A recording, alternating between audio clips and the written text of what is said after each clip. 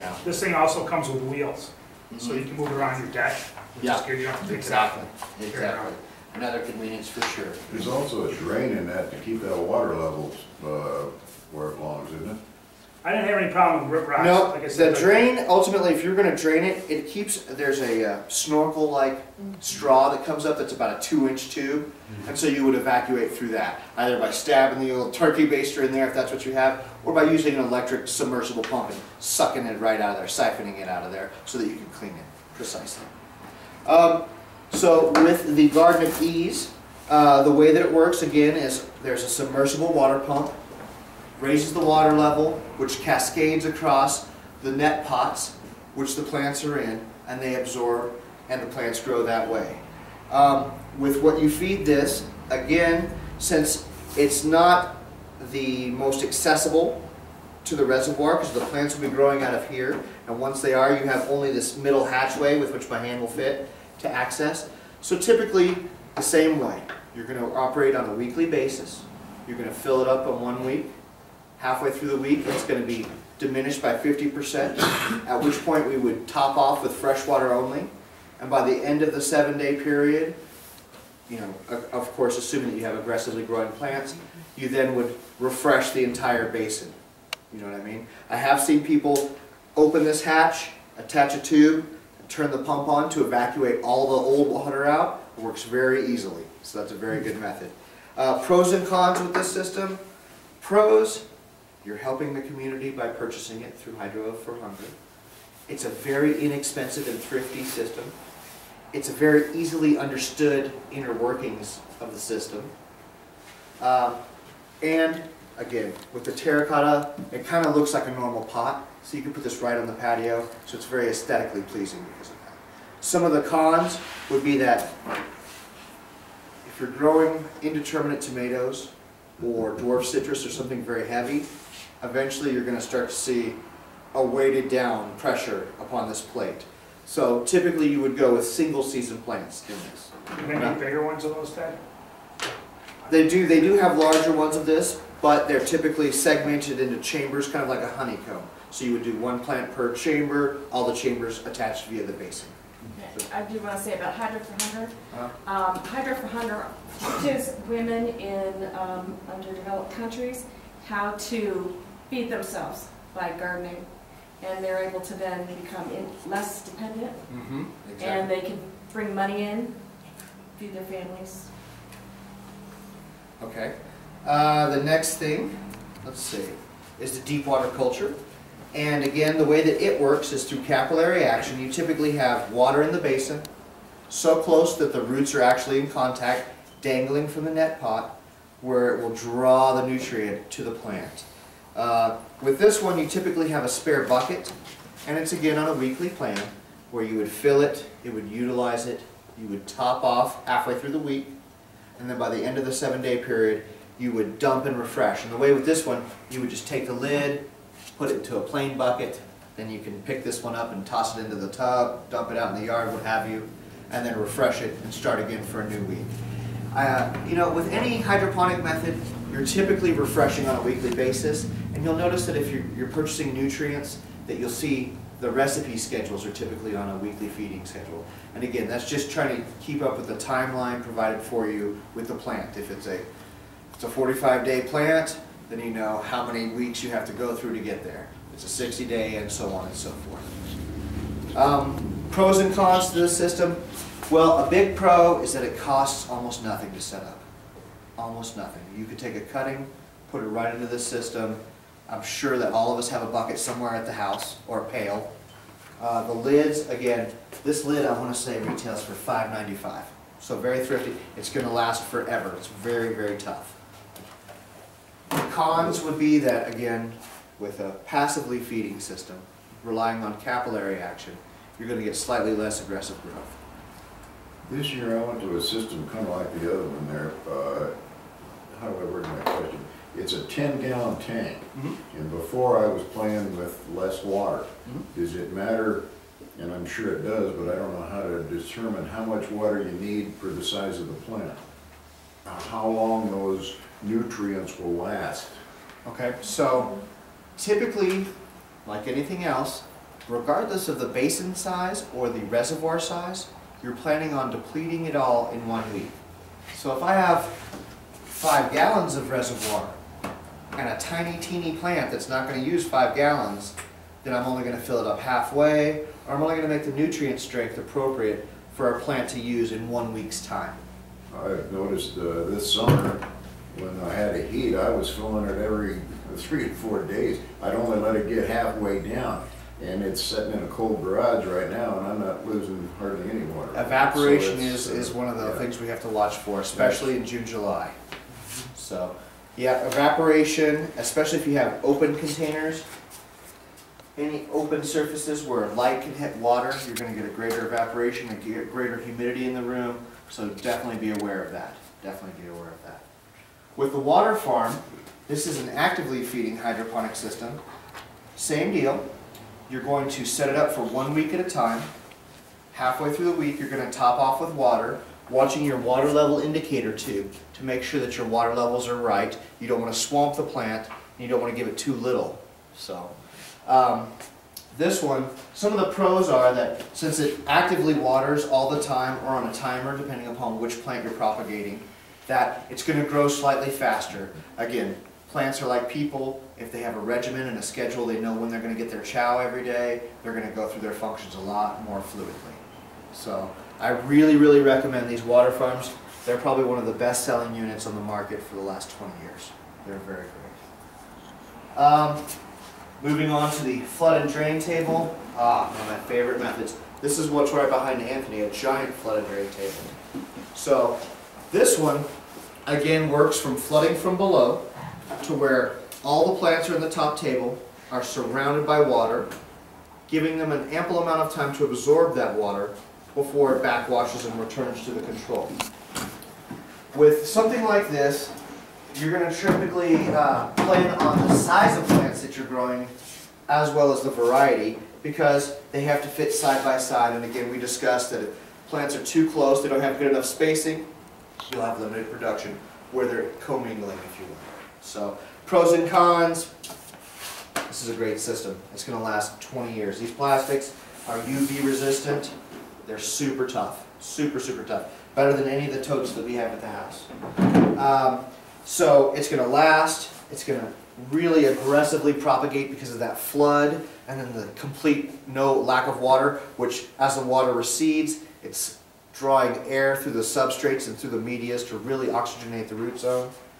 And, you know, again, it's just a dynamite system. I would have to say that for hydroponics, one of our top sellers is going to be the flood and drain. You know, and they're always available in separate components, so you can build it to the size of your room, the size of your needs, you know, what have you. Yeah, a very positive system, I would say, for sure. Moving along, we have the other ebb and flow system, where we have bucket containers and a circulatory system. I like this system as well. I would have to say that between this type of ebb and flow, or flood and drain, and this type of flood and drain, I'm more inclined for this one because there's less componentry, therefore less room for error on my part. Like, hey Ted, did you notice that your hose is kinked, or you didn't attach that hose as you're pouring water all over your floor? Also, I like the mobility. Within this system, you're limited to as far as the tether will take you. Within this system, I can move them around. I can graduate a mature plant for harvest while bringing in a new plant that's not ready for harvest. So I can keep it a much more fluid movement of plants. Same thing as far as food delivery with this. You're using a submersible water pump, you're using a reservoir, you're using a timer. And typically with anything like this, it's a 15 minutes every 2 hours, typically only while the lights are on. So, and food-wise, you can feed this just about anything. The tolerances with the tubes and whatnot are so large that even the most organic fertilizer would work just fine. The sedimentary value of it would not clog anything up, if you will. So these I really like, but they're a little more prohibitive than some of the other systems by maintenance, by cost. So keep that in mind. I have this little pot over here all by its lonesome. I know what you're thinking. How is this hydroponics? Well, this could be used for soil or hydroponics. If I filled this full of potting soil and then watered the plant, of course, that's a soil plant. if I fill this full of substrate or media and then hand watered it, it's still hydroponics because it's not getting anything from the root zone that I'm not delivering via the nutrient solution. So this is an even more common method for hydroponics because you can jump right in. Jump right in, you don't need a fancy pump or a timer or anything like that. So very, very good method as far as that is concerned. All right. I think I've covered all of these. Yes, excellent. All right.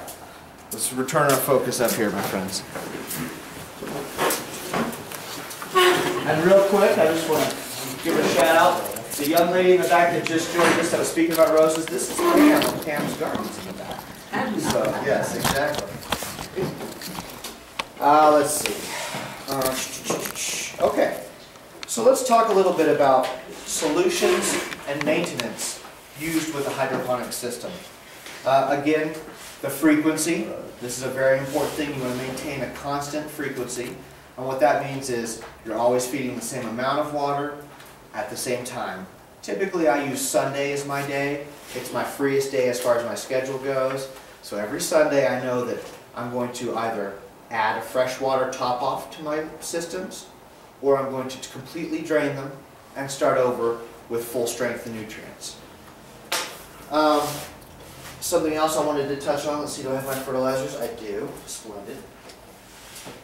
So we talk about hydroponics and we talk about chemical and organic. And one of the things I want to talk about is bioponics. And basically bioponics is nothing more than choosing the environment that your plants are growing in. You're using organic substrates, organic fertilizers, and supplementing biology to ensure that you've got a very healthy root system and a very healthy plant system. This fertilizer, BioGrow, is a OMRI certified, which is the Organic Materials Institute, which means it's actually organic, not just hearsay organic. Something like this, in any of those systems, would provide you a very high nutritional content for any plants that you're going to grow. And by supplementing the biology, similar to the mycorrhizae powders that we've used in some of our classes, then you'll be growing bioponically. You're basically going to let the pH adjusting be done by processes or by organic substances, and you're not adding any chemical or mineral additives to the mix. Just things from nature. Another thing I wanted to touch on, last class we talked about parts per million of fertilizers, and I just wanted to touch on levels for that. In our nutrient solutions, typically small plants, such as clones or cuttings, start with a very low nutrient need, so their parts per million, or the amount of stuff in the water, is very low. You're typically looking at 0 to 2 or 400. So what that means is they're using more water than they are nutrients at that time, so you're not having to use a lot of supplemental fertilizer. As we graduate into vegetative growth plants, like I have some medium plants there, let's see, and in the back, roughly this tall, we call them teenagers here. As your plants graduate into a vegetative stage, they really start to utilize nutrients more. Their metabolic rate really rises. And so in veg, we typically recommend a parts per million in your solution of 400 to 800. And so 400 would be something that I would give that's roughly a 10-inch tall, 12-inch tall plant, something the size of a tennis shoe or larger. 800 parts per million is something I would give to a more mature vegetative plant, like a mother plant, or something that's roughly 2.5, 3 feet tall. We know at that height, it's producing leaves and stems fast enough that it needs that much fertilizer. In bloom, we typically recommend a parts per million rating of 800 all the way to 2,000. And I know 2,000 sounds like a lot, but we have to pick and choose our battles on that one. So for instance, I would never give an eggplant 2,000 parts per million. But a tomato, having such a dense fruit, it really can handle that high of a fertilizer solution. And tomatoes specifically, the more fertilizer you have, also known as salts in the water, the more salt in the water, the sweeter in the palate the tomato actually becomes. So I've had people, Ted, I grew these great hothouse tomatoes, and they were wonderful, and I didn't feed them anything too tough. But when I went to eat them, they looked great, but they just didn't have the sweetness that I desired. And I said, well, let's talk about what you were feeding them. They were feeding them a very low nutrient solution. That low nutrient solution, while keeping the plant alive and producing healthy, was not providing enough nutrition to actually add the sugars, the natural sugars, into the fruit that we so much desire in things that we consume from our garden. With ppms, you can have dangerous levels. So dangerous levels means that for any phase or any plant, that particular water source has too much fertilizer in it. And it's a common misconception that, well, since I control everything that the plant gets, I know that it's not too much food. While in hindsight, we realize that we've added fertilizer water to fertilizer water and really made a strong solution. So that's one of the things I always advise against. If you have any fluid which has fertilizer in it, or had fertilizer in it, you typically don't ever add more fertilizer bearing water or solution to the mix. So that's the common problem that I see at the store here. Someone will be in bloom, the plants will be doing great, they'll be using their normal bloom mix they've used 10, 20 times, and they'll say, Ted, my plants got all burnt and I didn't do anything different. I say, so tell me what you did. And they say, well, I went in there on Monday and I gave the plants some fertilizer solution. And by about Thursday, it was low, so I made some more up, and I poured it in there, and filled it back up to full. And, you know, at first glance, you would think, well, that sounds pretty right. It's a gas tank, you put gas in the tank, the gas tank's back full. No. What happens is, plants will absorb and metabolize nutrients from the solution faster or slower, depending upon what nutrient it is, what phase they're in, what their environmental conditions are. So it's very likely that even though you've gone all the way down to only that much water in your container, it actually contains quite a bit of fertilizer. So by adding more fertilizer solution, I've actually doubled